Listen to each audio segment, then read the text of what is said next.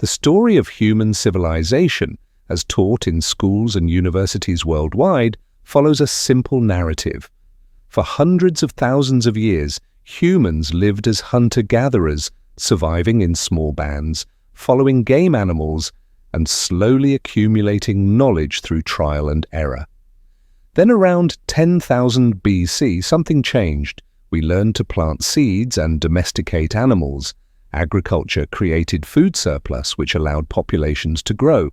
Larger populations needed organization, which led to villages, then towns, then cities. Cities needed record-keeping, which led to writing. Writing enabled the preservation of knowledge, which accumulated over generations until we had civilization. It's a clean story. It makes intuitive sense. It suggests a steady upward climb from simple to complex, from primitive to sophisticated, from ignorance to understanding. We see ourselves at the top of this climb, the culmination of thousands of generations of gradual progress. But there's a problem with this story. The archaeological evidence doesn't support it. Around 3200 BC, in the river valleys of Mesopotamia, Sumerian civilization appears in the historical record. The conventional narrative would expect to find crude early attempts at urbanism, simple tools, experimental writing systems showing gradual development. Instead, archaeologists found perfection from the start. Cities with populations in the tens of thousands, laid out in precise grids, drainage systems engineered with mathematical sophistication, a writing system, cuneiform, that appears fully formed with complex grammar and extensive vocabulary. Mathematical calculations using base 60 that still governs how we measure time and angles today. There's no developmental phase, no crude precursors, no evidence of a society learning how to build cities, developing writing systems through trial and error, or slowly accumulating mathematical knowledge. Sumer appears suddenly already sophisticated, as if someone had pressed a switch and activated a fully designed civilization. This pattern isn't unique to Sumer.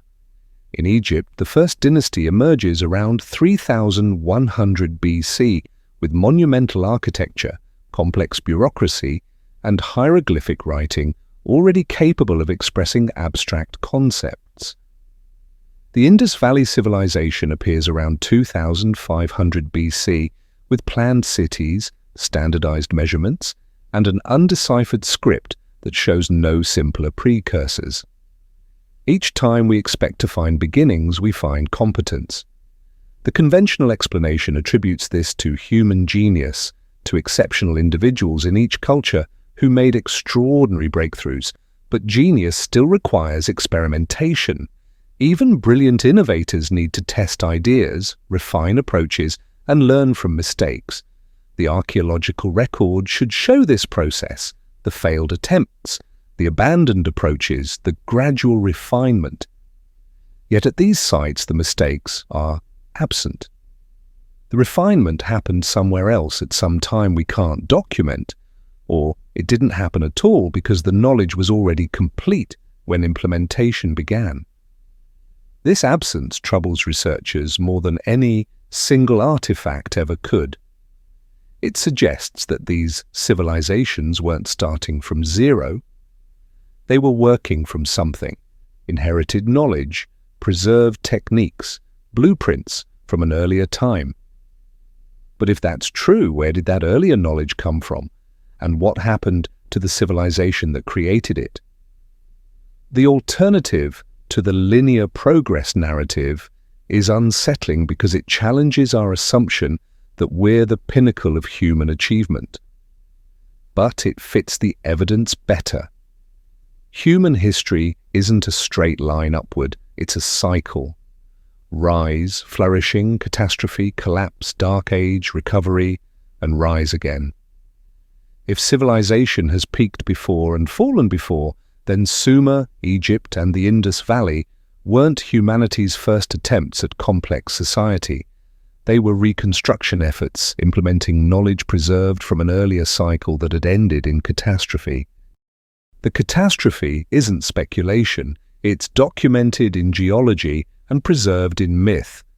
Around 10,900 BC, something triggered a sudden return to Ice Age conditions after a period of warming. Temperatures plummeted. Glaciers that had been retreating began advancing again. This period, called the Younger Dryas, lasted approximately 1,300 years and ended as abruptly as it began around 9,600 BC. If an advanced civilization existed before 10,900 BC, they would face a climatic catastrophe of unprecedented severity. For over 1,000 years, they remained locked in conditions that rewrote the rules of survival. Winters stretched longer, while summers shrank, bringing frequent frosts that rendered vast territories unsuitable for cultivation or permanent settlement. Plants and animal populations declined so drastically that mass extinctions followed. Ecosystems transformed with devastating speed, collapsing food chains and erasing landscapes that communities had depended on for generations. No matter how advanced or well organized, no human society could withstand such relentless environmental pressure indefinitely. What had taken centuries to build was slowly dismantled. Communities were forced to abandon sophisticated practices and return to the most basic strategies for staying alive: hunting, foraging, constant movement. The scattered survivor groups would have struggled to maintain their knowledge in a hostile climate. Some knowledge would have been lost, as specialists died without fully training replacements. Technologies dependent on complex supply chains or large populations would have become impossible to maintain. But core knowledge, how to track the stars, how to calculate, how to build, how to organize, could be preserved through oral tradition, through cultural practices that embedded technical information in memorable forms. When the Younger Dryas ended around 9,600 BC and the climate stabilized, survivors and their descendants could finally begin rebuilding. But they weren't starting from scratch. They were implementing knowledge that had been carefully preserved through the Dark Age, following blueprints remembered from before the catastrophe. This is why some human civilizations appear suddenly sophisticated, why writing systems seem complete from their first appearance, why monumental structures show no developmental phase. They weren't inventing, they were restoring, rebuilding what had been lost, using fragments of knowledge that had survived the catastrophe. If it's true, we should find some evidence. In 1994, German archaeologist Klaus Schmidt began excavating a site in southeastern Turkey called Göbekli Tepe, Potbelly Hill. What he found shouldn't have existed according to conventional timelines. Massive limestone pillars, some standing 18 feet tall and weighing up to 20 tons, arranged in circles and covered with intricate carvings of animals. Radiocarbon dating placed the site's construction at 9,600 BC, thousands of years before the rise of Sumer. According to standard archaeological models, the people who built Göbekli Tepe were hunter-gatherers. They had no agriculture, no permanent settlements, no metal tools. Yet somehow they quarried 20-ton blocks, transported them across difficult terrain, carved them with precision, and organized the labor of hundreds or perhaps thousands of people to construct something that served no obvious survival function. The site shows astronomical alignments, particularly to Sirius and to solstice positions. This requires systematic observation over years and mathematical understanding to achieve. But the most telling feature of Göbekli Tepe isn't what's there, it's what happened to it. Around 8,000 BC, the entire site was deliberately buried. Someone made the decision to cover every stone circle with thousands of tons of earth and rubble, carefully filling in the spaces. The effort required to bury Göbekli Tepe was nearly as great as the effort to build it. This wasn't abandonment, this was preservation, protecting something precious from an uncertain future. This is the behavior we would expect from people who had experienced catastrophic loss. If you've watched one civilization collapse, if you've seen knowledge lost and had to fight to preserve what remained, you become paranoid about preservation. You build redundancy into your systems. You create backups. And if you fear another catastrophe might come, you protect what you can by hiding it where destruction can't reach it. Göbekli Tepe represents survivors of the Younger Dryas catastrophe doing exactly this.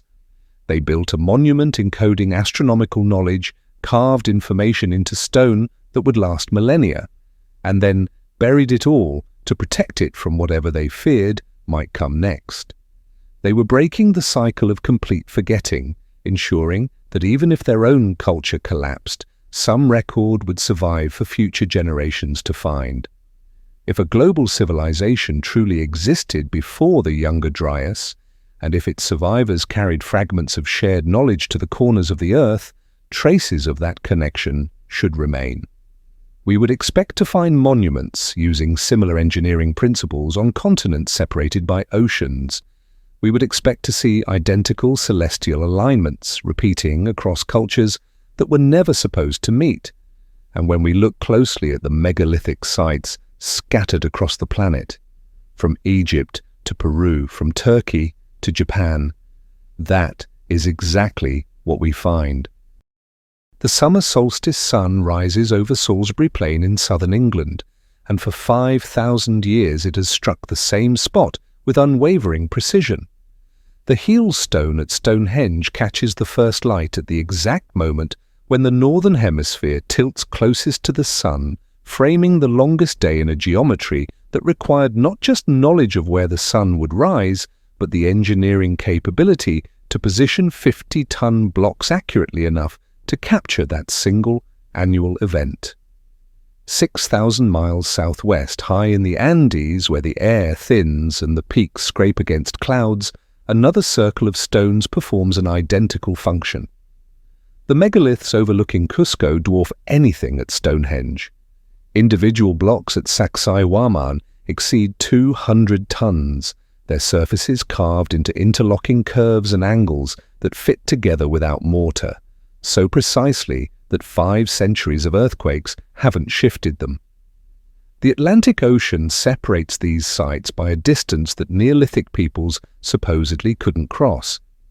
The cultures that built them, according to conventional chronology, never had contact.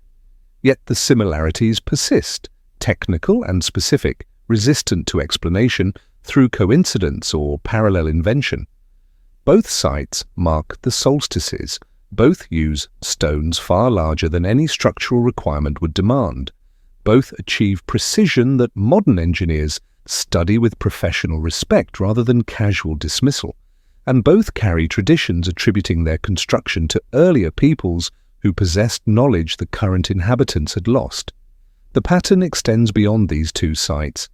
Off Okinawa's southern coast, 60 feet beneath Pacific waters, stone platforms descend in regular terraces that look carved rather than eroded. The formations at Yonaguni align with cardinal directions, their angles too consistent for natural fracture patterns, suggesting construction during the last ice age when sea levels exposed this section of coastline. On Malta, temples predating Egypt's pyramids show astronomical alignments precise enough to mark equinoxes and solstices.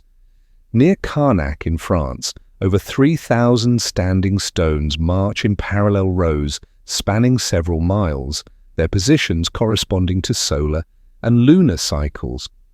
On Easter Island, massive stone figures were quarried from a single volcanic source and distributed to platforms around the island's perimeter, each weighing tons, transported across difficult terrain for reasons that remain disputed. Why choose stones this massive? The engineering challenge of moving them becomes the primary obstacle to construction. Smaller stones would be easier to shape, lighter to transport, simpler to position. They would allow faster building, require smaller labor forces, present fewer opportunities for catastrophic failure during transport. Yet across separated cultures and millennia, megalithic builders consistently made the opposite choice selecting the largest stones they could physically manage, sometimes attempting sizes beyond even that limit. The answer becomes apparent when you consider durability across deep time. Stone this massive doesn't weather quickly. It resists earthquakes that topple lesser construction.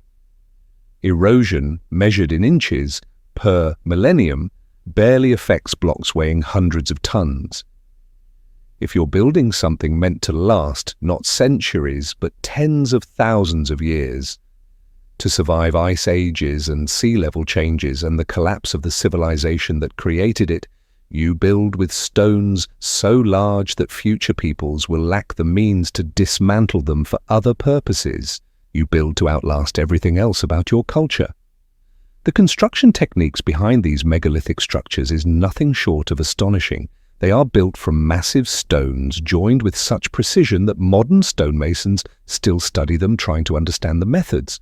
These aren't crude blocks stacked roughly. They're precisely shaped surfaces meeting at multiple angles, creating mechanical bonds that don't require mortar, that actually strengthen under the stress of their own weight and seismic activity. Then there's the precision of astronomical alignment, appearing at virtually every megalithic site where enough original structure survives to determine orientation. Not approximate directions or rough associations with seasonal changes, but exact correlations between stone positions and celestial events that occur at specific times and specific places on the horizon. At Newgrange in Ireland, older than both Stonehenge and the pyramids, a carefully engineered roof box above the entrance passage allows winter solstice sunrise to penetrate the interior chamber.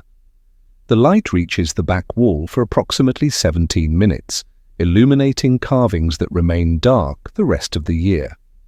Creating this effect required calculating the sun's angle at that latitude on that particular day, positioning the passage at precisely the right orientation, and constructing the roof box at exactly the height and angle necessary to capture and channel the light. The Great Pyramid's descending passage pointed to Thuban, the pole star of 2500 BC, while shafts from interior chambers aligned with Orion's belt and Sirius as they appeared in Egypt's ancient sky. At Angkor Wat, the entire temple complex orients so that spring equinox sunrise appears directly above the central tower when viewed from the western gate. The Maya pyramid at Chichen Itza creates a shadow during equinoxes that resembles a serpent descending the staircase, an effect requiring precise understanding of solar geometry and architectural proportions. These alignments aren't decorative flourishes or approximate traditions. They're functional calculations still verifiable after thousands of years. To achieve them requires systematic observation, not casual sky watching, but decades of careful measurement, recording celestial positions, tracking how those positions shift with the seasons and over longer cycles. These alignments appear at the earliest megalithic sites, not as refinements added over centuries, but as original design features. This suggests astronomical knowledge didn't develop alongside megalithic construction but preceded it, that the builders already possessed this understanding and implemented it immediately when they began working in stone. Mathematical precision reinforces this impression of inherited knowledge. The Great Pyramid's proportions encode pi in the relationship between height and base perimeter, accurate within a fraction of a percent. Stonehenge's stone circle diameter relates to other site measurements through consistent ratios. At Teotihuacan in Mexico, the entire city layout follows geometric patterns, with the Pyramid of the Sun's dimensions creating relationships between circumference and height that express mathematical constants. These are precise implementations of abstract mathematical concepts embedded in structures built by peoples who supposedly lacked formal geometry.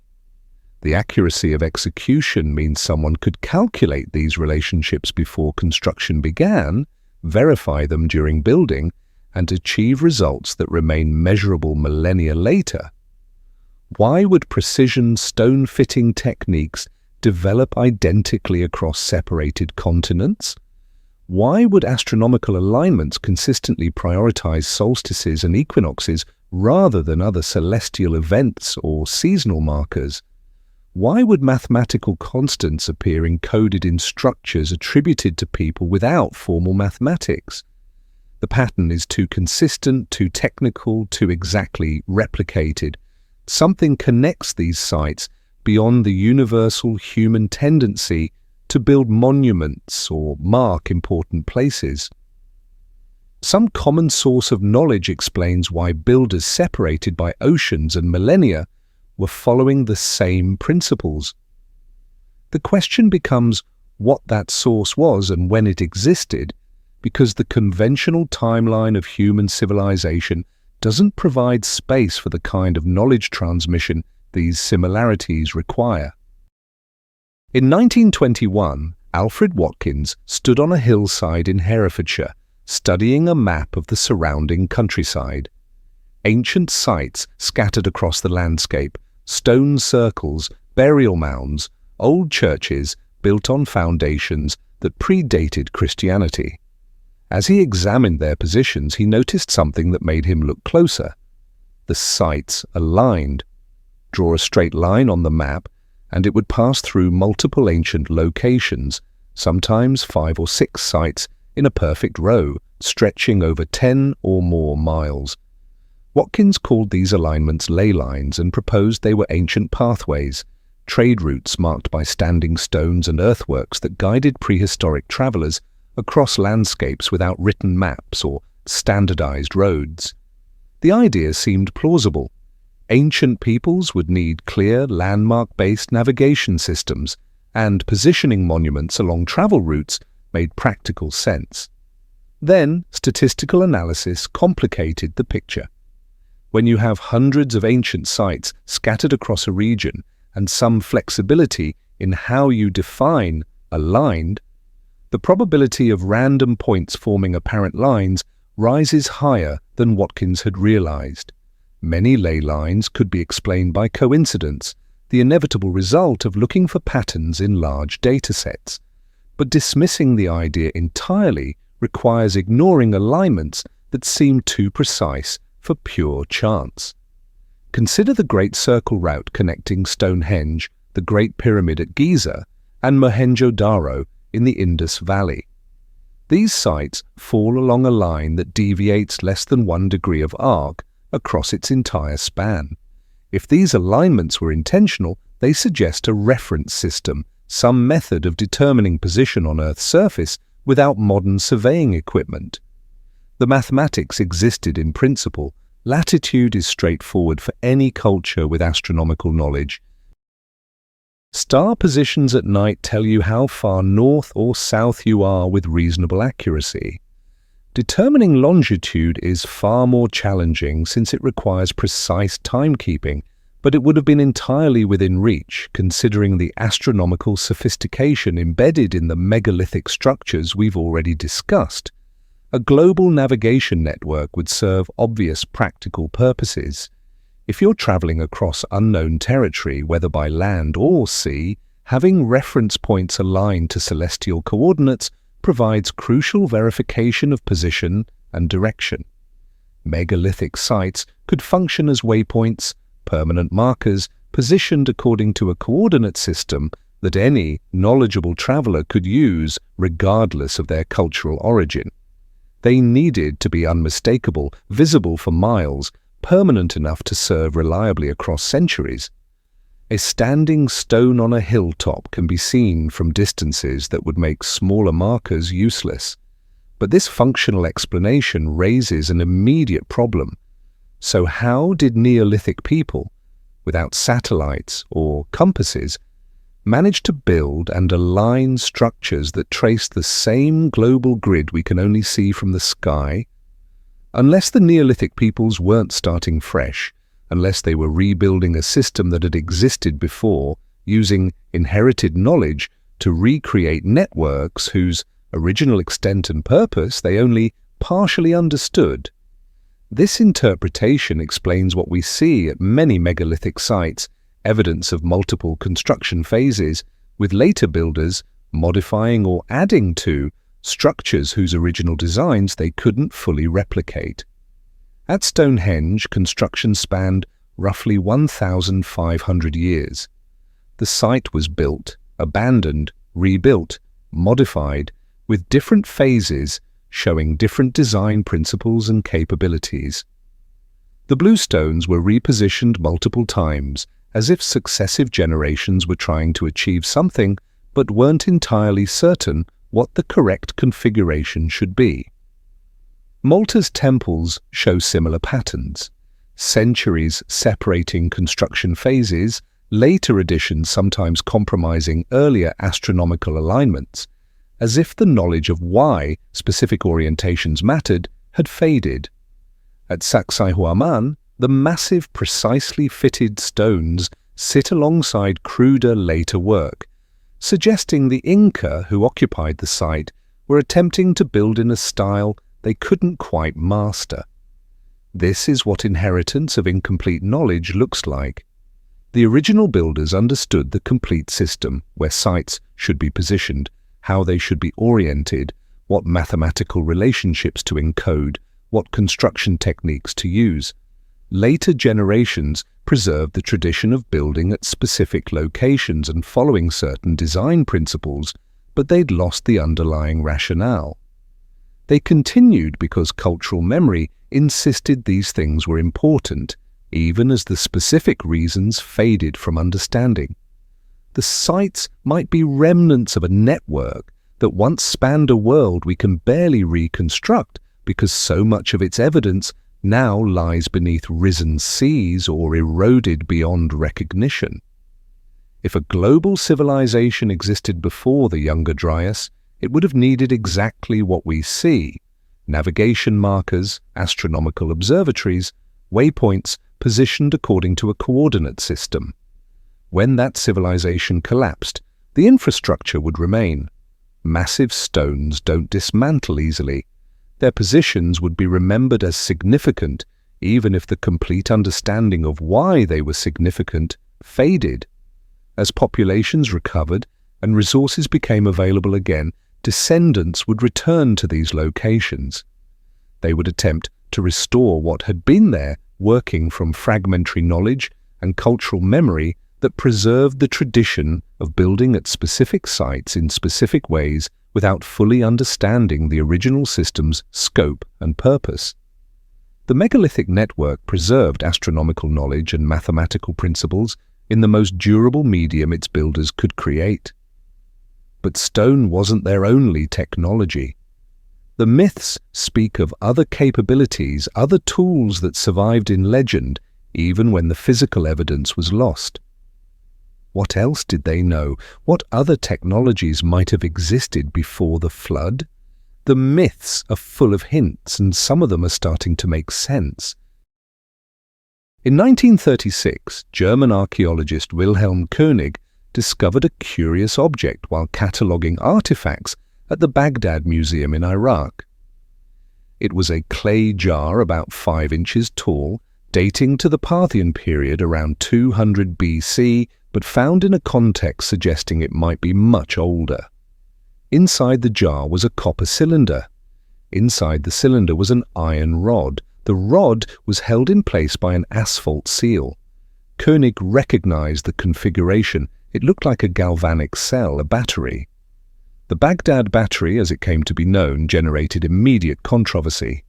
When filled with an acidic solution like vinegar or wine, the jar produces an electric current of about half a volt. Experiments by researchers at MIT and the British Museum confirmed that the device functions as a battery, though what it was used for remains debated. The conventional explanation treats it as a ritual object, possibly used to store scrolls or as a decorative piece, but multiple such jars have been found, all showing the same construction: clay vessel, copper cylinder, iron rod, asphalt seal. The consistency suggests function, not ornament. One proposed use is electroplating. Ancient craftsmen in Mesopotamia and Egypt produced objects with gold surfaces so thin and uniform that modern metallurgists initially struggled to explain how they were created without electrochemical methods. The heat required for traditional gold plating on copper would have been difficult to control with ancient furnaces. But electroplating, using a weak electrical current to deposit gold atoms onto a copper surface, could achieve the same effect with much lower temperatures. If the Baghdad battery was used for electroplating, it implies knowledge of electrochemistry that supposedly didn't exist for another 2,000 years. The discovery of electricity is credited to European scientists in the 1700s, yet here's a device that generates current, found in contexts dating to the Parthian period or possibly earlier. The knowledge of advanced metallurgy appears elsewhere in the ancient world. In India, the iron pillar of Delhi stands over 20 feet tall and weighs more than 6 tons. It was forged around 400 CE from wrought iron with a purity level of 98%. What makes it remarkable is that it hasn't rusted. For over 1,600 years, through monsoon rains and humid seasons, the pillar has remained largely corrosion-free. Modern analysis revealed why. The iron contains an unusually high amount of phosphorus, which creates a protective layer that prevents oxidation. But achieving this composition requires precise control of the smelting process, understanding which ores to use and at what temperatures to process them. The metallurgists who created the pillar weren't working by trial and error. They understood the chemistry well enough to deliberately produce an iron alloy with specific anti-corrosion properties. Bronze production in the ancient world shows similar sophistication. Bronze is an alloy of copper and tin, but the proportions matter. Too much tin and the bronze becomes brittle. Too little and it remains soft. The ideal ratio for tools and weapons is around 10 to 12% tin. Sumerian tablets from 2500 BC contain recipes for bronze.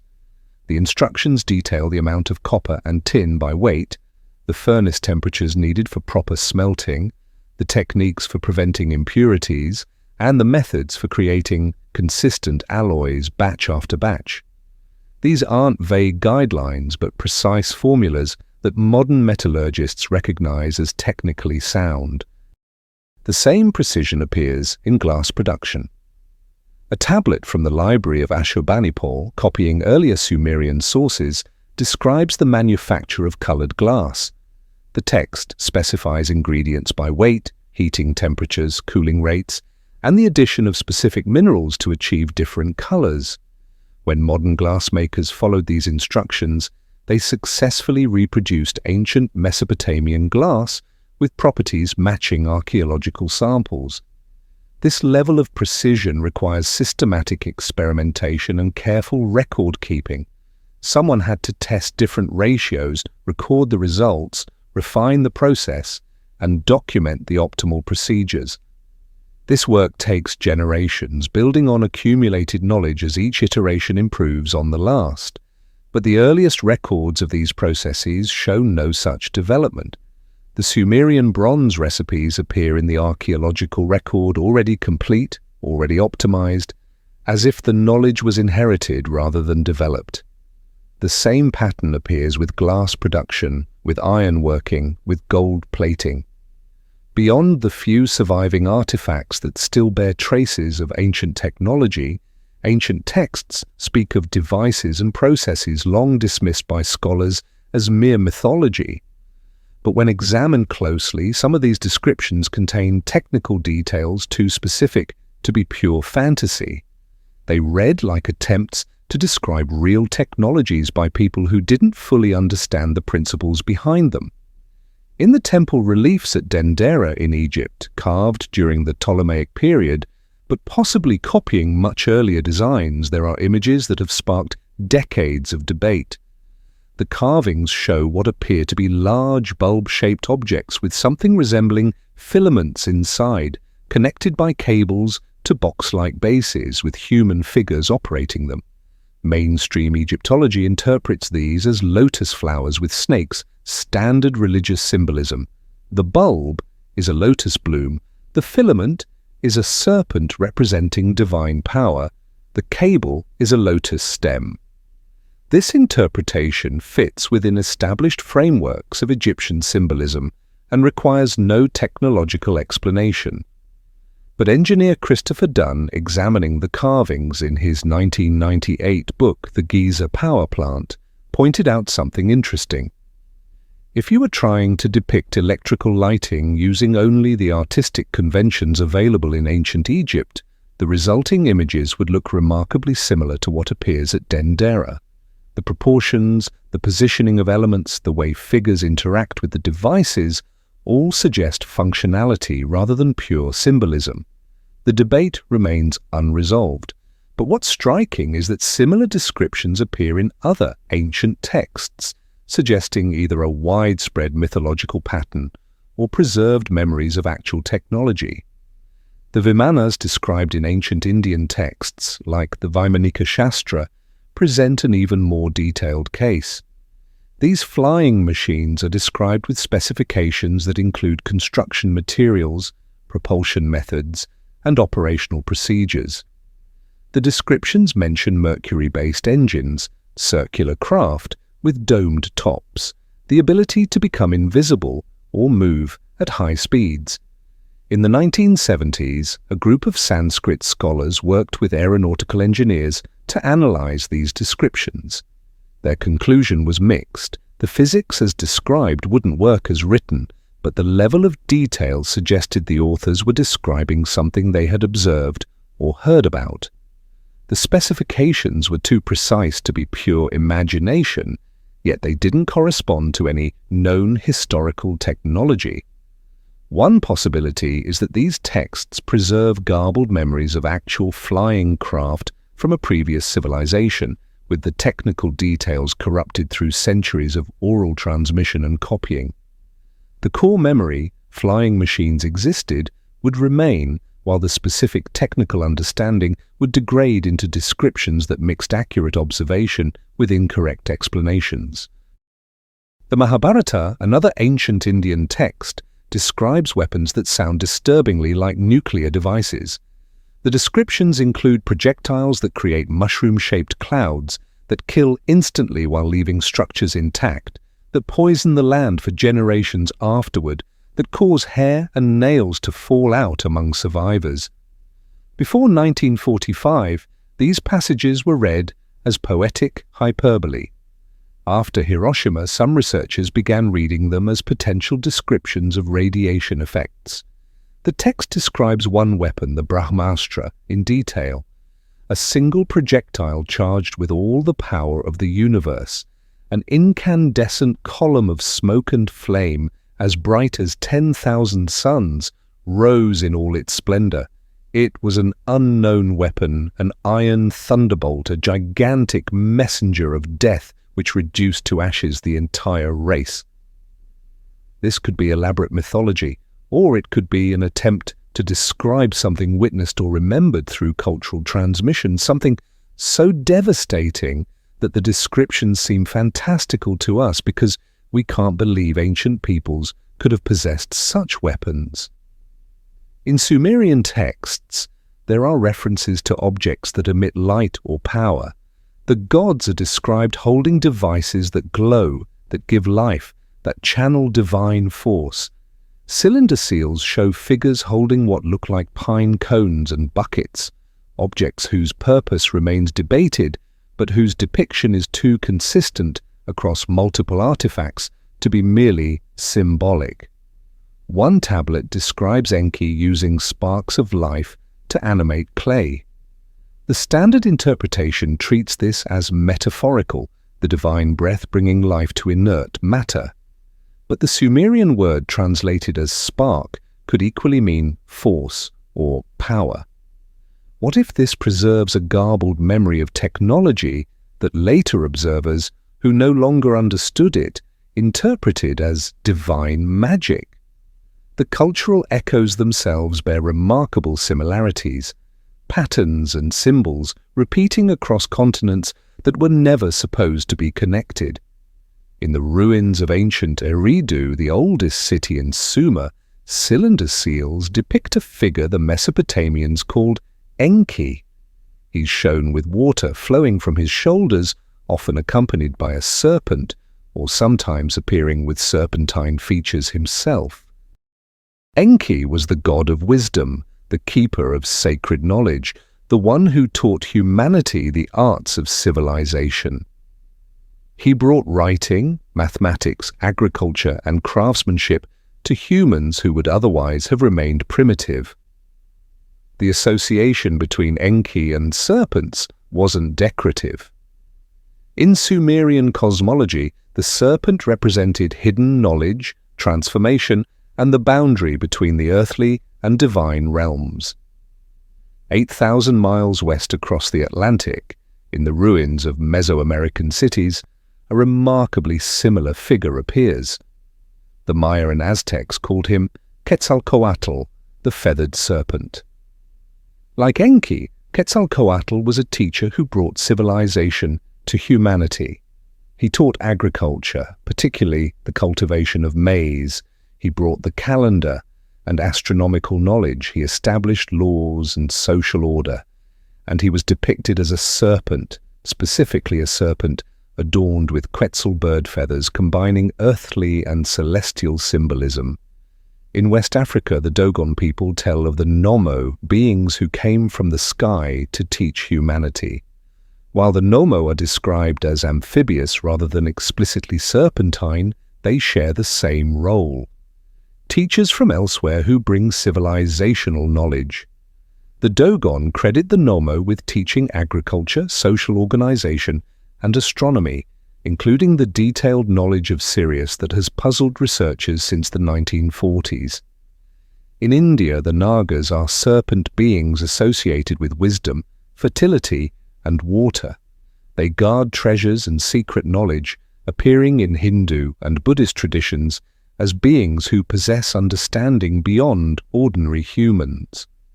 While not always depicted as teachers of humanity in the same direct way as Enki or Quetzalcoatl, the Nagas represent the same symbolic connection between serpents and hidden wisdom. The pattern is too specific to dismiss as coincidence. These aren't vague similarities that could be explained by universal human psychology, finding serpents scary or fascinating. These are detailed correspondences, serpent-associated figures who appear as teachers, who bring specific knowledge, who come from elsewhere, and who establish civilization where only primitive had cultures existed before. If these myths preserve cultural memories of real people, the consistency makes more sense. Survivors of the younger Dryas catastrophe, carrying knowledge from before, would have scattered to different regions. In each area, they would have taught survivors the basics of civilization, how to farm, how to track time, how to organize society, how to preserve knowledge through writing or other means. Later cultures, looking back at these teachers, would have incorporated them into mythology according to local symbolic frameworks. The serpent connection might reflect the teacher's association with transformation. A serpent shedding its skin became a perfect symbol for the transformation from primitive to civilized, from ignorant to knowledgeable. Or it might reflect something more literal.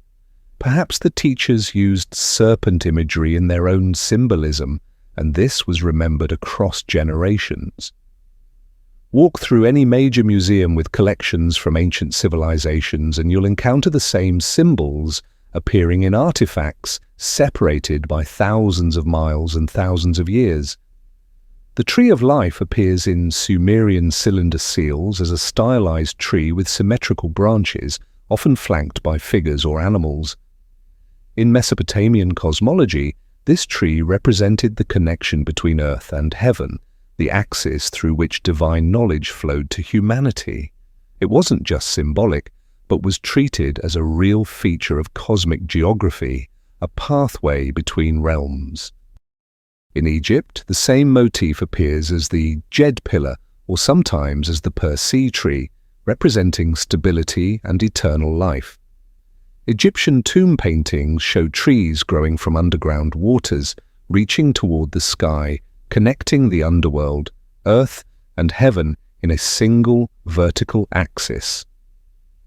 In India, the Ashvatha tree or cosmic tree appears in Vedic texts as the inverted tree with roots in heaven and branches extending to earth, representing the manifestation of divine reality into material form. The symbol appears in temple carvings and religious artwork throughout the Indian subcontinent. In Mesoamerica, the world tree or tree of life is central to Maya cosmology. It grows from the underworld through the earthly plane to the heavens, with its branches representing the celestial realm and its roots the realm of the dead. Mayan kings were depicted as embodying this tree, connecting the three realms through their person. In Norse mythology, Yggdrasil serves the same function, connecting the 9 realms of existence through its trunk and branches. While Norse culture developed later and might have borrowed from earlier Indo-European traditions, the persistence of the tree symbol across such disparate traditions suggests deep roots in human cultural memory. The consistency isn't just in the presence of a tree, but in what the tree represents. Vertical connection between realms, the axis of the cosmos, the pathway for knowledge or souls to travel between levels of reality. This is too specific to be independent invention. Trees are common in human experience, but the vast majority of cultures don't develop cosmological trees that specifically connect underworld, earth, and heaven in a vertical axis. The spiral also appears with similar ubiquity. In Malta, massive spiral carvings decorate the walls of Neolithic temples. In Ireland, the entrance stone at Newgrange displays elaborate triple spirals carved 5,000 years ago.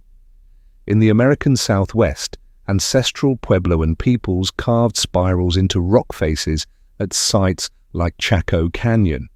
The spiral petroglyphs at Tintagel in Cornwall match spirals carved in Greece, in Armenia, in Australia. The spiral isn't just decorative. In many traditions, it represents cycles of time, the journey of the soul, or the motion of celestial bodies. The double spiral specifically appears across cultures, representing duality, balance, or the interplay of opposing forces. The triple spiral, like that at Newgrange, appears in Celtic tradition, representing earth, water, and sky, or birth, death, and rebirth. The swastika, before its appropriation by the Nazi regime, was one of the most widespread symbols in human history. It appears in the archaeological record across Europe, Asia, Africa, and the Americas. In Hindu and Buddhist traditions, it represents auspiciousness and the sun.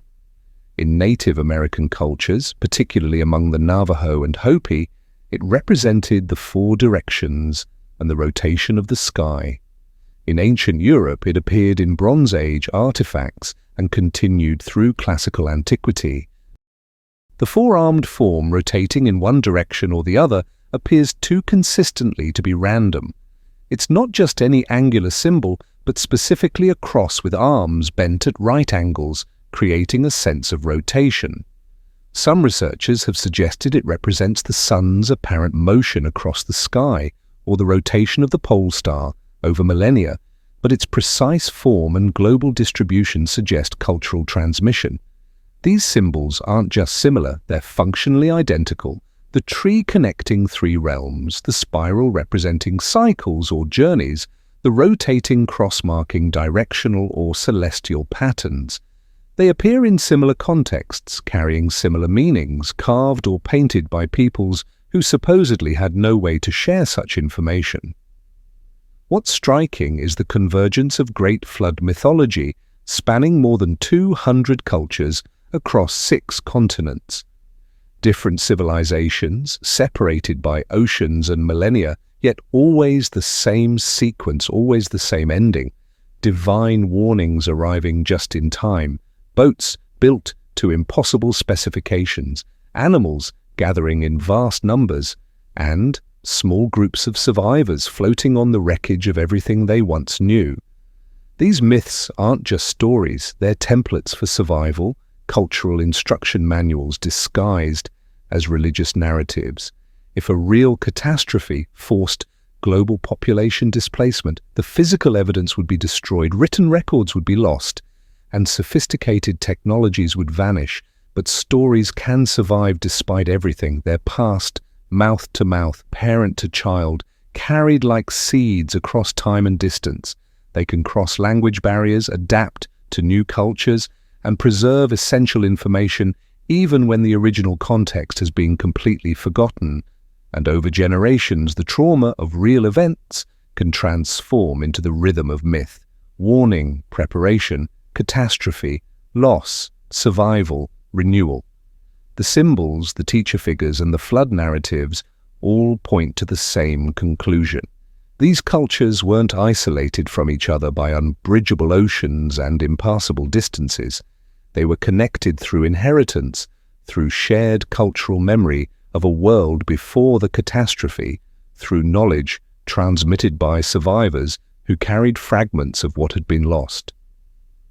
The similarities we see aren't coincidence but remnants of a common source, evidence that human civilization was global before the younger Dryas reset everything. The surviving descendants of that lost civilization taught the next generations how to rebuild. But who were these mysterious teachers of the ancient world? Again and again, one name emerges from the earliest myths of our civilization: the Anunnaki. Who were the Anunnaki exactly? The Sumerian word Anunnaki breaks down into components that scholars have debated for over a century. Anu refers to the sky god, the highest deity in the Sumerian pantheon. Ki means earth. Together, the term is usually translated as those who from heaven to earth came, or offspring of the sky god upon the earth. For decades, this translation led to interpretations of the Anunnaki as celestial beings, gods dwelling in the heavens who descended to interact with humanity. The texts describe them coming down from the sky, possessing powers humans didn't have, and establishing the foundations of civilization. It seemed clear these were divine entities, supernatural beings from a realm beyond human understanding. But when you read the actual Sumerian text carefully, something doesn't quite fit with this interpretation. The Anunnaki aren't described the way truly transcendent gods are portrayed. They don't perform miracles that violate natural law. They don't appear and disappear at will. They don't transform shape or control the elements through pure will. Instead, they're described doing very human things. They travel from place to place, which takes time. They eat and drink. They scheme against each other, form alliances, betray promises. They get tired. They argue about work assignments. In the Atrahasis, the lesser Anunnaki complain about the difficulty of their labor, digging canals and building infrastructure. This complaint leads to the creation of humans to take over the hard work. These aren't the actions of omnipotent deities. These are the actions of people. Powerful people with superior knowledge and resources, perhaps, but fundamentally human in their limitations and behaviors. Some texts describe the Anunnaki meeting in assembly to make decisions. They debate, vote, and sometimes override each other's decisions. The structure resembles a council of leaders rather than a hierarchy of supernatural beings. Anu might be the highest authority, but he's not omnipotent. His decisions can be questioned, and other Anunnaki can act against his wishes. The texts that describe the Anunnaki's arrivals speak of them coming from An, usually translated as heaven, sky, heights, or above. Our modern minds picture either a supernatural realm or outer space. But the Sumerian concept of heaven wasn't necessarily either. It could mean the visible sky, the horizon, distant lands, or elevated regions. Mountains were often associated with heaven in Mesopotamian thought because their peaks disappeared into clouds. If we translate passages about the Anunnaki coming from heaven as coming from the high places or coming from distant elevated lands, we get a different narrative. Instead of supernatural beings descending from another realm, we have people coming from mountains or highlands traveling down to the river valleys. This is exactly what we would expect from survivors of catastrophic flooding. Those who lived at higher elevations would survive, then descend to lowland areas once the waters receded. Genetic research adds an interesting dimension. Studies of ancient DNA from Mesopotamian sites show population mixing from multiple source regions, including highland areas to the north and east. And the Sumerian population wasn't genetically homogeneous but showed evidence of admixture between different groups. This is consistent with highland populations mixing with lowland populations, creating the genetic diversity seen in archaeological samples. This interpretation transforms the entire narrative. The Anunnaki possessed knowledge from before the catastrophe, who survived because they lived in areas the floods didn't reach. Their divine status comes not from supernatural origin, but from the knowledge gap between them and those they encountered. They knew how to write, how to calculate, how to build, how to organize, while the lowland survivors had lost most of that knowledge. If the Anunnaki were human survivors rather than gods or aliens, the real mystery isn't their origin, but their capability. How did they preserve so much knowledge through a global catastrophe? How did they maintain technologies and organizational systems while the world around them collapsed? And most importantly, what does this say about human potential that we've forgotten? The standard narrative of human history is one of constant progress, each generation building on the work of those before in a steady climb from primitive to advanced. But if the Anunnaki story preserves genuine history, the narrative is different. Humans reached a high level of capability before the younger Dryas, lost most of it in the catastrophe, and have spent the last 12,000 years rebuilding. We aren't the first generation to possess complex knowledge. We're the latest iteration in a cycle that has turned before. The Anunnaki, as survivors who preserved knowledge through catastrophe, represent what humans can accomplish when faced with collapse. They didn't give up when their world ended. They adapted, preserved what they could, and used that knowledge to help others rebuild. Mesopotamia may have been the first land they chose to rebuild civilization. This leads to a compelling hypothesis. Sumer was not humanity's beginning, but rather its first rebirth, the first great reconstruction after the ashes of a far older world. This possibility gains strength when we examine the archaeological record more closely. In 1922, British archaeologist Leonard Woolley stood in a trench at the ancient city of 6 feet below the current surface of the Iraqi desert.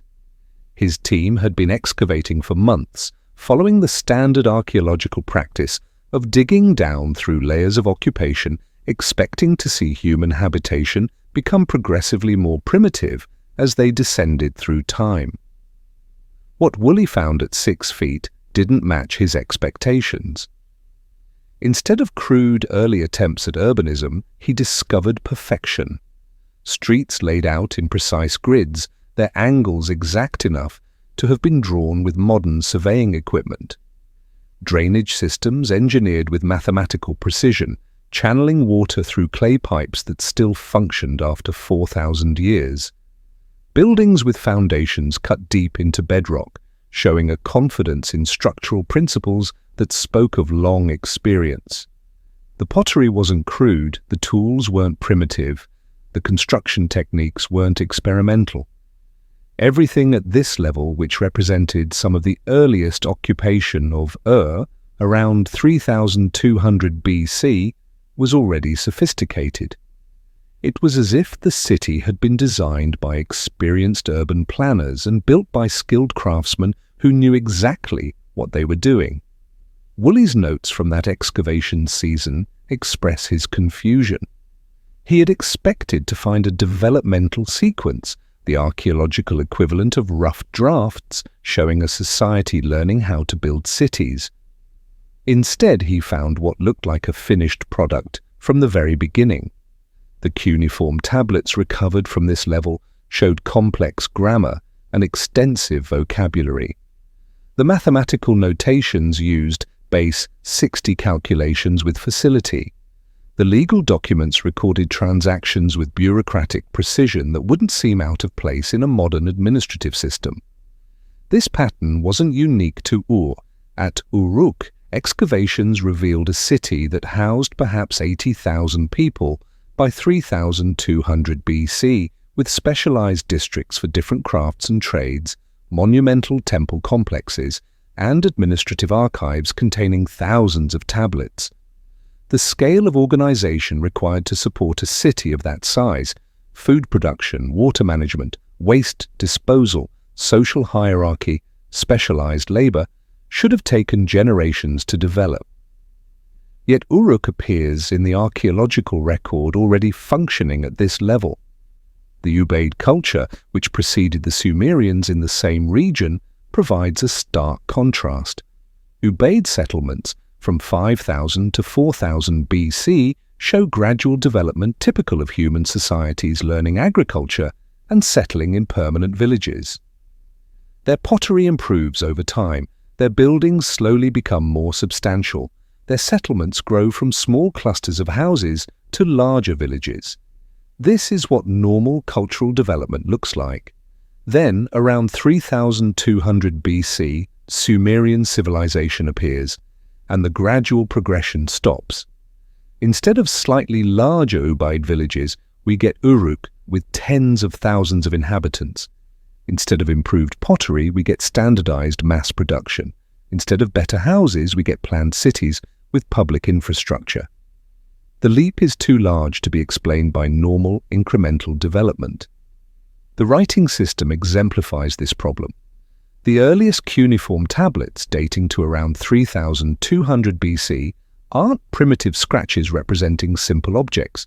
They're part of a complex system with phonetic elements, grammatical markers, and the ability to express abstract concepts. The script shows standardization as if scribes across different cities were following common conventions. Writing systems typically evolve from simple pictures of objects or pictographs to ideographs, symbols representing ideas, and finally to phonetic elements representing sounds over long periods. We can trace this development in Egyptian hieroglyphics and Chinese characters, but Sumerian cuneiform appears to skip the developmental stages, emerging with phonetic elements already integrated into a system that works efficiently from the start. Dr. Samuel Noah Kramer, who spent decades translating Sumerian tablets in the mid-20th century, described the script as surgically precise from its earliest examples. The grammar was already complete, the vocabulary was extensive.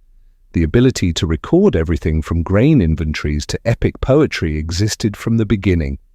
This isn't what languages look like when they're first being written down. It's what they look like after generations of refinement. The mathematics is equally puzzling.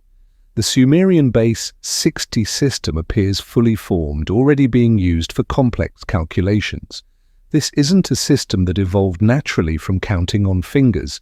Base 60 is too complex for that, with its 12 divisors, making it ideal for astronomical calculations and geometric measurements, but unwieldy for everyday counting.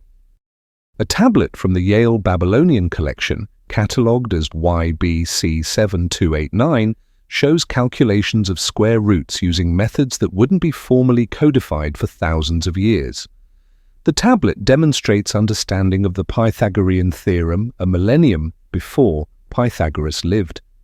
This level of mathematical sophistication requires generations of mathematicians building on each other's work, testing theorems, developing proofs. The mathematics works correctly from the earliest examples we have, suggesting the Sumerians inherited a functioning system rather than invented it. The astronomical knowledge is perhaps most striking. Tablets from Nippur record observations of Venus, tracking its 584-day synodic cycle with precision. The Sumerians knew that Venus as the morning star and Venus as the evening star were the same planet, a realization that eluded the Greeks for centuries. They tracked all 5 visible planets, understood the difference between planets and stars, and calculated lunar months with accuracy that differs from modern measurements by less than a second. The Venus tablet of Amisaduqa, though copied in the 7th century BC, is based on much earlier Sumerian observations. It records the positions and appearances of Venus over a 21-year period, with data so precise that modern astronomers use it to verify dates in ancient chronology. Creating this level of accuracy requires systematic observation over many lifetimes, careful record-keeping, and mathematical tools to analyze the data.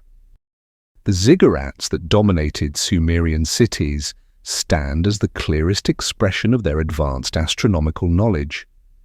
The ziggurat at excavated by Woolley in the 1920s and further studied by modern archaeologists, shows cardinal alignment with minimal deviation.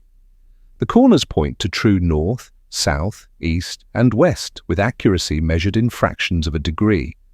Finding true north isn't trivial. Magnetic north shifts over time and varies by location.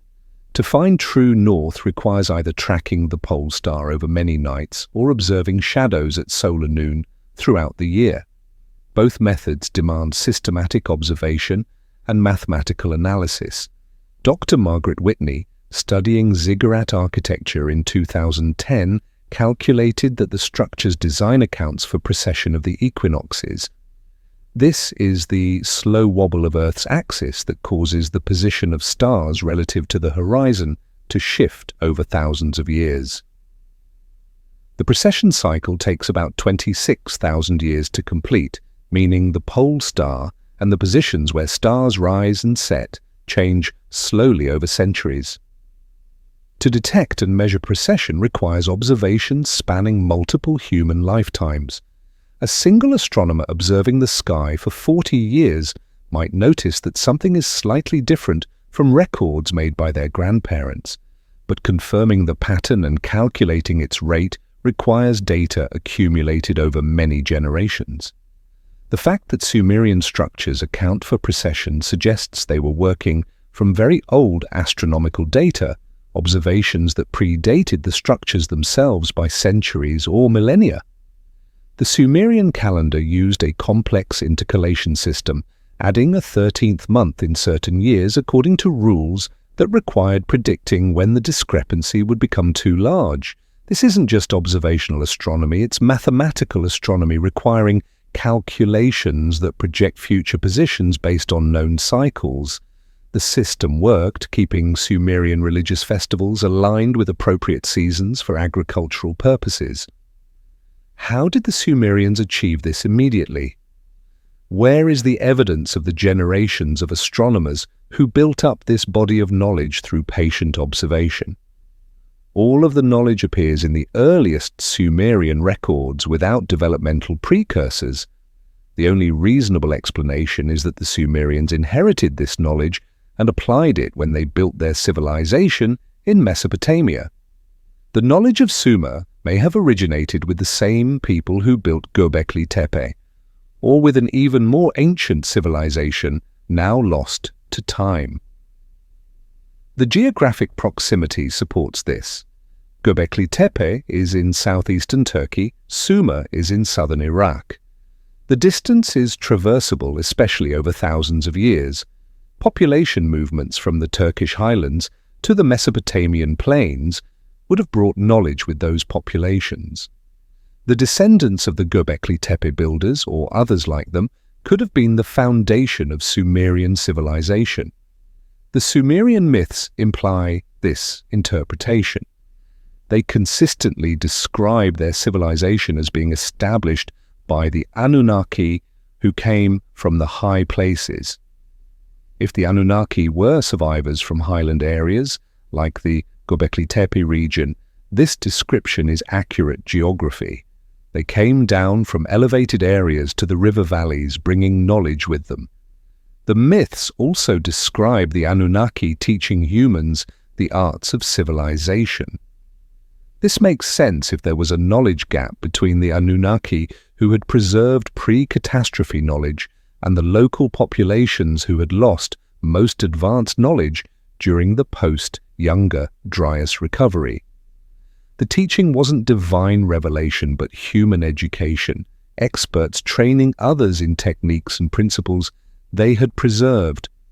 Sumer wasn't humanity's first civilization, it was the first successful attempt to rebuild what had been lost. The Sumerians deserve credit for successfully restoring it, for taking fragments of knowledge and building something functional and lasting. They understood that knowledge is fragile, that it can be lost in a single generation if not deliberately preserved. So they created a system designed to outlast everything else about their civilization. Cuneiform tablets pressed into clay, a medium so durable that 4,000 years later we can still read their words. In the basement of the British Museum, drawer after drawer holds clay tablets covered in wedge-shaped marks. Some are the size of postage stamps, others are as large as laptop screens. Each one was pressed by hand over 4,000 years ago, baked by the Mesopotamian sun or hardened accidentally in fires that destroyed the libraries they were stored in. The fires that were meant to erase them instead preserved them, turning soft clay into ceramic that could survive millennia. This wasn't an accident of preservation, it was a deliberate choice of medium. The Sumerians had other options for recording information. They could have used papyrus like the Egyptians, or parchment like later cultures, or carved into stone like many civilizations did for their most important monuments. But they chose clay for the vast majority of their written records, and that choice reveals something about their priorities. Water won't dissolve it, fire hardens it further rather than destroying it. It doesn't rot, doesn't attract pests, and can remain readable for thousands of years even when buried in soil. The only thing that can destroy a clay tablet is deliberate grinding into powder. The way they made tablets reflects this preservation mindset. The clay was prepared carefully, mixed with just enough temper material to prevent cracking but not so much that it would crumble. The tablets were sized based on their purpose. Smaller for routine business transactions that only needed to last a few years, larger for literary or mathematical texts meant to endure indefinitely. The important tablets were baked in kilns, not just dried, because firing creates a permanent ceramic that's even more durable than sun-dried clay. And they made copies, lots of copies. The same text appears on multiple tablets found in different cities. The Epic of Gilgamesh exists in fragments from Uruk, Nippur, Ur, and the Library of Ashurbanipal in Nineveh. Important mathematical tables were replicated and distributed. Astronomical records were maintained in multiple locations. This redundancy wasn't about sharing information, it was about ensuring that if one library burned, if one city fell, the knowledge would survive elsewhere. The Sumerians were building a backup system for human knowledge, and they chose the most durable medium available, implemented systematic redundancy, and created institutional structures to maintain the system across generations. This is the behavior of people who have experienced catastrophic knowledge loss and are determined to prevent it from happening again. Here's what should trouble everyone. We've only translated about 20% of the cuneiform tablets that have been recovered. That number isn't precise. Estimates range from 15 to 25% depending on how you count partially translated tablets. But the magnitude is clear. Tens of thousands of tablets sit in museum storage worldwide, catalogued but unread. The British Museum alone holds over 130,000 cuneiform tablets. The University of Pennsylvania has about 40,000. The Istanbul Archaeological Museum, Yale University, the Louvre, the Oriental Institute in Chicago, major collections exist across dozens of institutions, and the vast majority of their holdings have never been fully translated. Why not? The conventional explanation is simple: there aren't enough cuneiformists. Learning to read cuneiform requires years of specialized training. The script is complex, the languages are dead, and the number of scholars who can reliably translate Sumerian or Akkadian texts numbers in the hundreds globally. With tens of thousands of tablets needing translation, the work proceeds slowly, prioritizing texts that seem most historically significant, while others remain in storage indefinitely. Dr. Irving Finkel, who spent decades working with the British Museum's cuneiform collection, estimated in a 2018 interview that at the current pace of translation, it would take several centuries to work through just the British Museum's holdings, and that's assuming no new tablets are discovered. But new tablets are discovered regularly, adding to the backlog faster than translations can keep up. What's in those untranslated tablets? Most are probably mundane: business records, legal contracts, administrative documents. But some fraction must contain information we'd find significant: mathematical tablets describing techniques we haven't seen, astronomical observations that would refine our understanding of Mesopotamian science, medical texts with remedies or surgical procedures, engineering specifications for construction techniques, literary works that would expand our knowledge of Sumerian mythology, and possibly more, tablets describing technologies we don't recognize, records of observations that don't fit our models, instructions for processes that would seem impossible given what we think the Sumerians could do. We won't know until someone translates them, and most won't be translated in our lifetimes. Consider what we've found in the 20% that has been translated: the Epic of Gilgamesh, one of humanity's oldest literary works; the Enuma Elish, a creation myth that influenced biblical narratives; mathematical tablets showing sophisticated geometry; astronomical tables accurate to within seconds; medical texts describing hundreds of ailments and treatments; legal codes that informed later Roman law. If this is what's in 20%, what's in the other 80%? For over a century, translating cuneiform was an art as much as a science.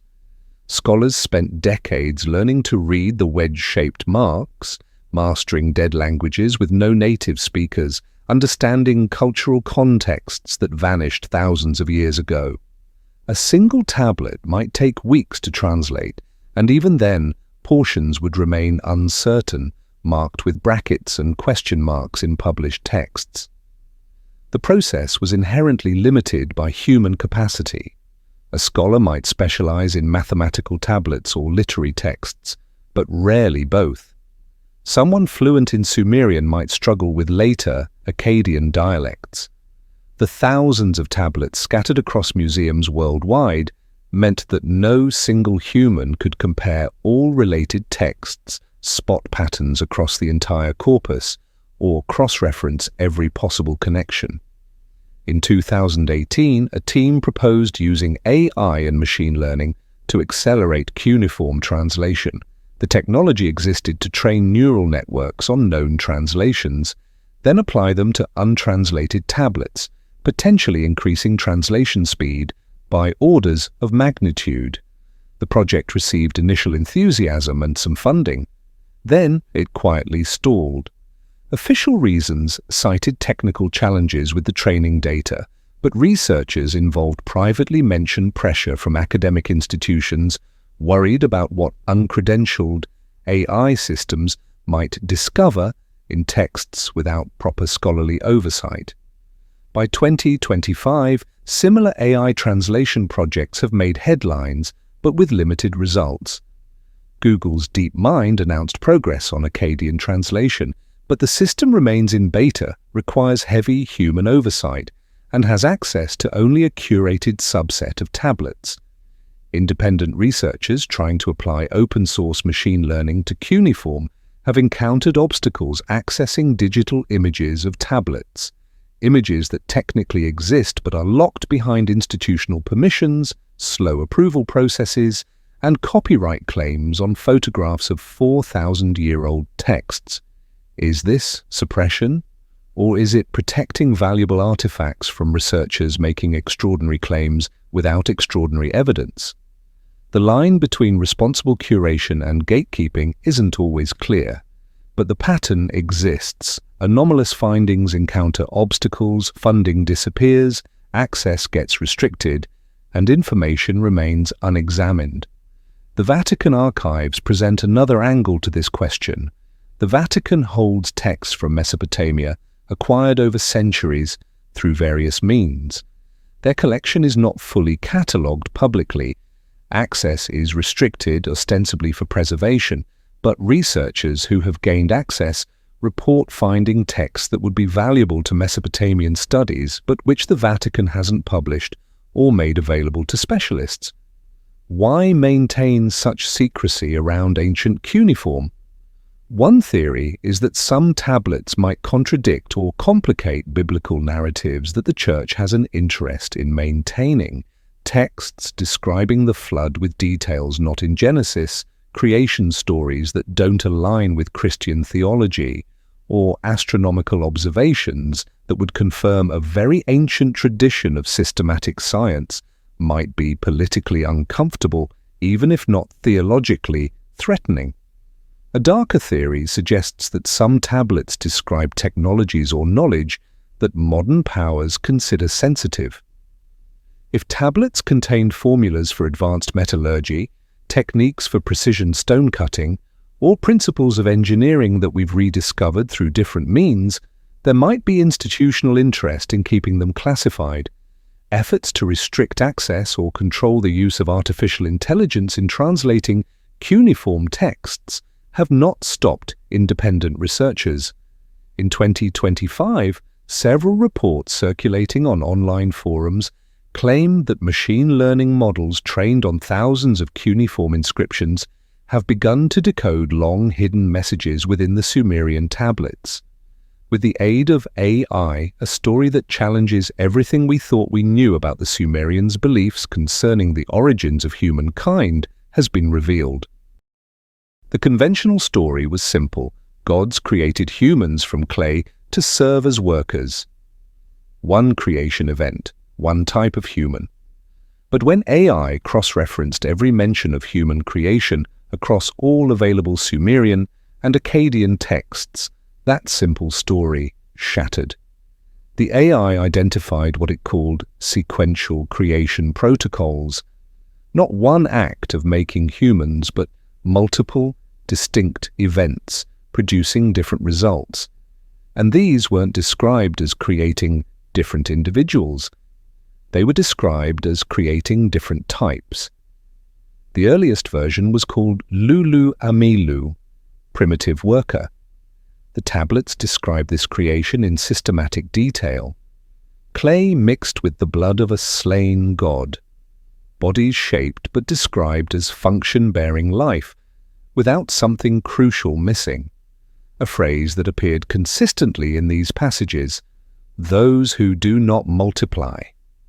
Human translators had read this as describing humans before they understood reproduction.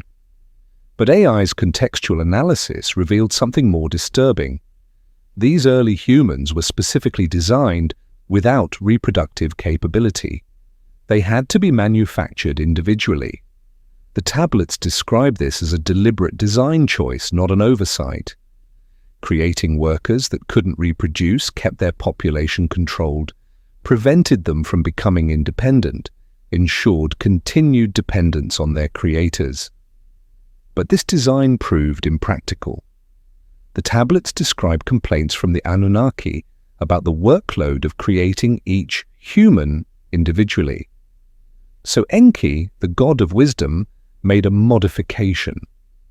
A fragmented text reconstructed from multiple sources that describes this change in precise terms, adding the seed-bearer function, granting the clay continuance, making them as the beasts that replenish. This second creation, modified humans, who could reproduce, is where things get more complex and more controversial. The tablets describe creating not one reproductive human type, but several, each with specific characteristics. The term Sag-Giggar appears consistently, the black-headed people. For over a century, scholars assumed this was simply the Sumerians' name for themselves, but AI analysis revealed this term appears in systematic distinction from other human designations. The Sag-Giggar are consistently described in contexts involving writing, priesthood, administration, and rulership. They're associated with specific physical markers, the black referring not to skin but to hair color. Another cluster involves clay of the scorched horizon. These appear in contexts involving mining, heavy construction, and outdoor labor in hot climates. The tablets describe them as having bodies strengthened against sun, skin darkened by earth and fire. They're assigned to specific regions and specific work, and there's no mention of them holding positions of authority or literacy. A third group means something like pale dwelling ones, or those formed of mountain clay, are described in contexts involving herding, northern regions, and bodies suited to cold winds. They appear in tablets from different periods, but always in this specific context. One particularly clear passage, reconstructed from fragments across 3 different collections, describes what appears to be a classification system. The bright blood for the temple, the dark clay for the pit, the red soil for the flocks, each to their making, each to their bound. The word translated as bound can also mean purpose or fate. But the implication is clear. These weren't social classes that could be changed. They were designed categories. If this interpretation is correct, then the Sumerian texts aren't describing the evolution of human society. They're describing the deliberate creation of a stratified species with different groups engineered for different functions from the very beginning. The AI also detected patterns suggesting these distinctions went beyond capability to purpose. One phrase appears repeatedly in contexts describing certain human groups. Those made for the ending time, or possibly temporary clay. Cross-referenced with other passages, this might describe groups created without long-term survival in mind, humans designed to serve a function and then be discarded when no longer needed. This last finding was so controversial that several researchers refused to include it in their papers, even though the linguistic pattern was clear. The idea that the Sumerians described some humans as designed for extinction was too inflammatory, too easily misused, too dangerous to publicize even as an academic finding. If the multiple creation story was controversial, what the AI found about ongoing modifications was even more so. Because the tablets don't describe creation as a single event that ended, they describe it as a continuing process, with periodic adjustments, failures, and resets. Some passages describe what it termed refinement iterations. After the initial creation of reproductive humans, various problems emerged. Some versions were too defiant, others too weak, still others had voices that questioned the decree. The texts describe these problems being addressed through modifications. New batches created with adjusted characteristics, failed versions returned to the clay or sent to the rivers. One sequence of tablets describes what appears to be a large-scale failure, a human type that learned the forbidden speech, looked upon the sacred tablet, sought to become as the makers. The response was swift. The waters rose. the breath was taken, the clay returned to formlessness. This wasn't describing a natural flood, it was describing a deliberate reset, a wiping away of a version that didn't function as intended. And this is where Nibiru enters the picture. For decades, researchers had noted references to Nibiru in Sumerian texts, usually dismissing it as a celestial body in their mythology, possibly Jupiter or another known planet. Zecharia Sitchin's claim that Nibiru was a real planet in our solar system with a 3,600-year orbit had been thoroughly debunked by astronomers. No such planet exists and the physics wouldn't work. Across dozens of tablets, astronomical observations and ritual calendars, references to Nibiru appear connected to a cycle. Not a planetary orbit, but a temporal pattern. Events that repeat. Changes that occur on a schedule. The term used is the crossing or the return, and it's consistently associated with upheaval, transformation, and what was translated as the renewal of clay. One tablet describes this cycle explicitly. When the crossing returns, the old forms dissolve. The makers descend. The clay is judged. That which serves continues. That which fails returns to dust. This pattern in multiple contexts, always describing a recurring event that involves evaluation of humans and selective preservation. When a human type or generation failed to meet expectations, it was wiped away. The survivors or newly created types would carry forward, incorporating lessons from the failure. The 3,600-year cycle Sitchin claimed comes from calculations in certain tablets that describe the interval between crossings. Whether this represents an actual astronomical event, a calendrical convention, or symbolic timing, the pattern is there.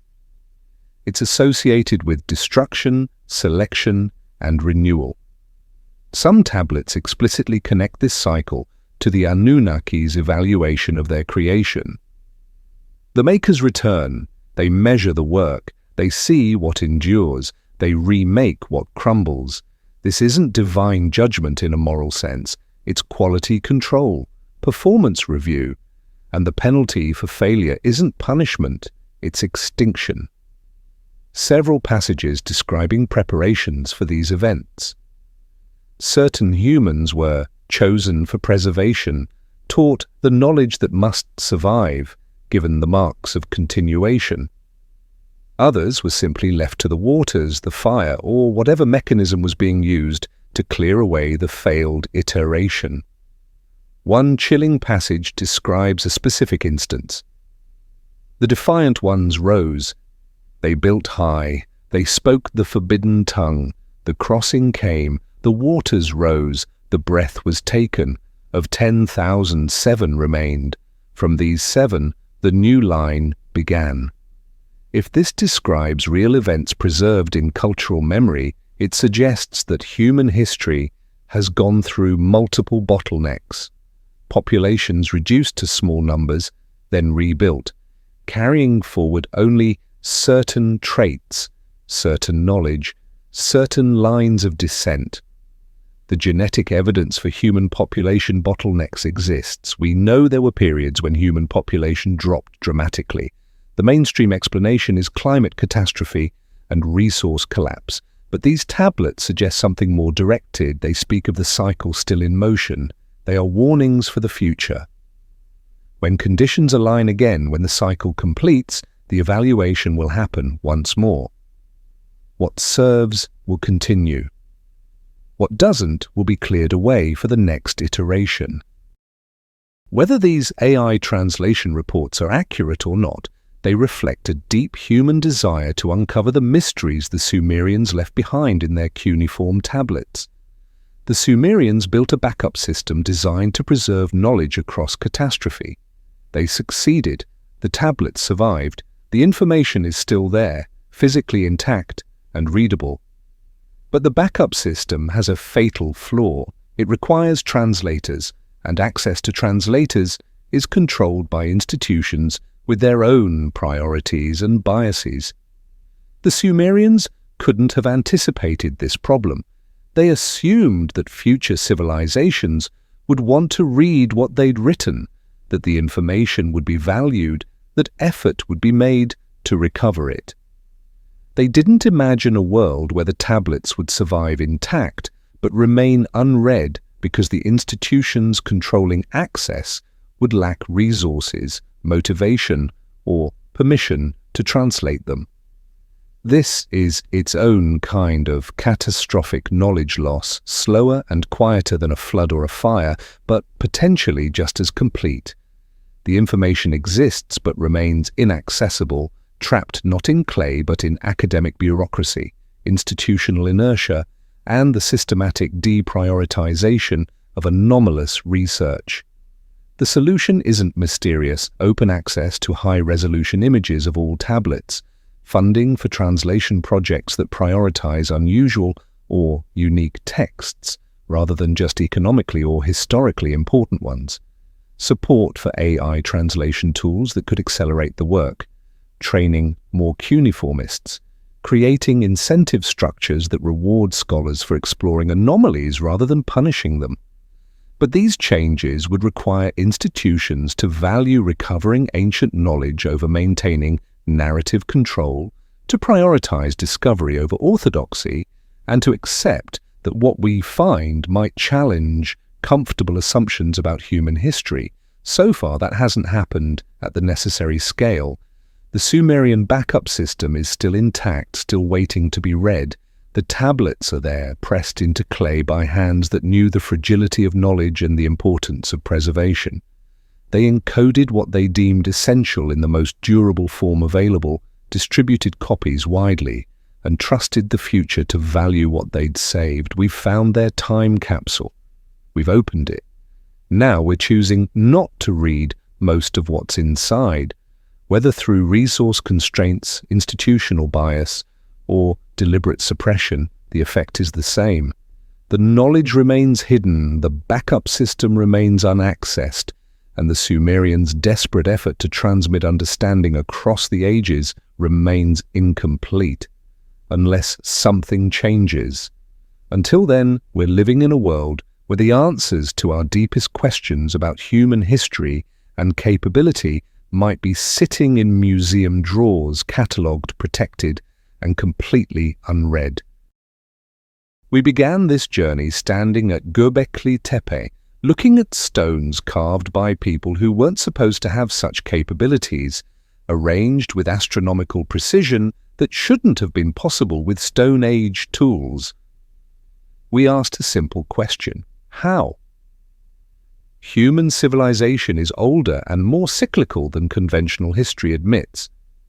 Around 10,800 BC, the younger Dryas catastrophe, likely triggered by comet impacts, destroyed an advanced global culture that had developed during the last ice age. Survivors scattered to higher ground, carrying fragments of knowledge from the lost world. Göbekli Tepe represents one of humanity's first attempts to preserve that knowledge, building monuments that would survive even if the culture that created them didn't. The site was deliberately buried around 8000 BC, protected for a future that the builders couldn't be certain would arrive. For 6,000 years, knowledge was preserved through oral tradition, cultural practices, and the few physical remnants that survived the catastrophe. Then, around 3200 BC, conditions stabilized enough for full implementation. Sumer emerged not as humanity's first civilization, but as its first successful reconstruction, implementing inherited knowledge rather than inventing from scratch. The writing, mathematics, astronomy, engineering all appeared complete because they weren't being created for the first time. They were being restored, rebuilt from blueprints preserved through the dark ages following the flood.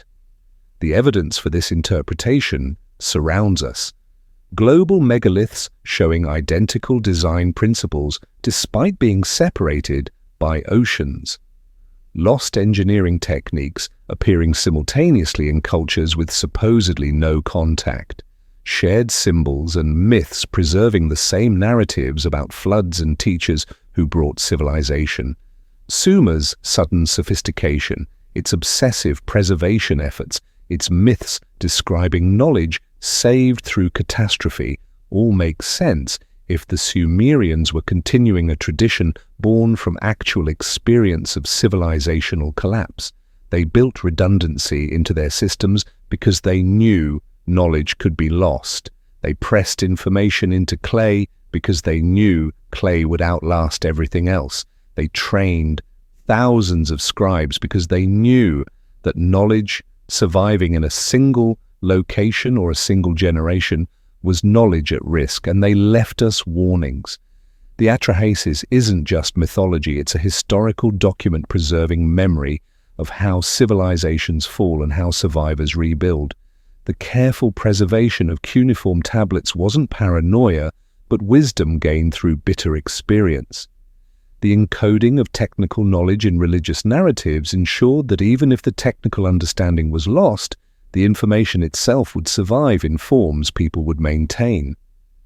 We've dismissed these warnings as primitive superstition, translated their words in ways that obscured rather than revealed meaning, and left 80% of their tablets unread in museum storage. We've lost knowledge not just through fire and decay, but through institutional inertia, translation bias, and a collective unwillingness to accept evidence that challenges our assumptions about human history. But the evidence remains, the stones still stand, the tablets still speak, the patterns are visible to anyone willing to look without preconceptions, and the warnings are as relevant today as they were when first pressed into clay. Understanding this history isn't just an academic exercise, it changes how we see ourselves and our place in time. We're not the pinnacle of human achievement, the first generation to reach these heights of knowledge and capability. We're the latest iteration in a cycle that has turned before. Humans have built sophisticated civilizations previously, achieved remarkable things, then lost it all when catastrophe struck or when the complex systems they depended on failed. The Sumerians are gone. Göbekli Tepe's builders are gone. The Anunnaki, whoever they were, are gone. But what they tried to preserve remains, waiting for us to understand it, learn from it, and apply those lessons to our own situation. The cycle has turned before. It will turn again unless we consciously choose to break it. That choice requires accepting that we're vulnerable, that our civilization isn't permanent, and that the knowledge we've accumulated can be lost if we don't actively work to preserve it. It requires questioning narratives that serve institutional interests rather than truth. When evidence doesn't fit accepted timelines, investigate rather than dismiss. When translations seem biased toward religious interpretations of technical texts, question those translations. When tablets sit untranslated for decades, ask why resources aren't being allocated to read them. It requires building differently, prioritizing resilience over efficiency when the two conflict, accepting lower optimization in exchange for durability, and planning for worst cases rather than assuming best cases. Most importantly, it requires remembering. The Sumerians' greatest fear wasn't death or conquest. It was being forgotten, having their knowledge lost, leaving no trace that they had understood things worth preserving. They fought against forgetting with every tool they had, and they partially succeeded. We can still read their warnings, we can still learn their lessons. The question is whether we will. Whether we'll act on what we know or continue as if we're exempt from the patterns that governed every previous civilization. Whether we'll break the cycle or repeat it. The journey through these chapters has shown us that human history is deeper, more complex, and more cyclical than we've been taught. The evidence exists in stone and clay, waiting to be examined without preconceptions. The warnings exist in myths and tablets, waiting to be understood as history rather than fantasy. and the choice exists now, waiting for us to decide whether we'll learn from those who came before or repeat their mistakes. Whatever you believe about the specifics, whether the Anunnaki were survivors or something else, whether Sumer was rebuilding or building for the first time, whether the cycle is cosmic or coincidental, the core lesson remains. Knowledge is precious, fragility is real, and preservation requires deliberate effort. That lesson is worth remembering, regardless of how you interpret the evidence that delivered it.